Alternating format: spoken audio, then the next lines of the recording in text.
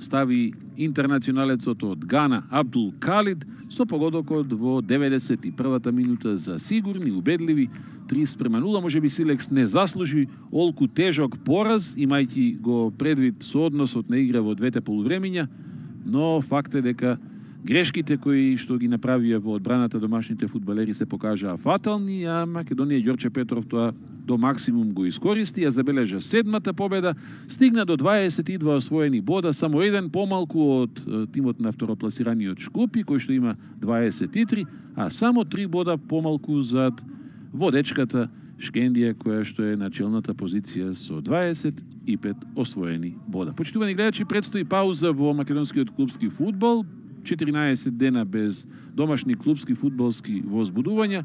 Меѓутоа, ве поканувам в четврток заедно да го погледнеме надпреварот меѓу Македонија и Грузија, плейофот за пласман на нашата репрезентација на наредното европско фудбалско првенство идното лето. Поздрав од екипата на Македонската телевизија, која што учествуваше во реализацијата на денешниот пренос. Останете до крај, погледнете ги највозбудливите моменти од дуелот во Кратово.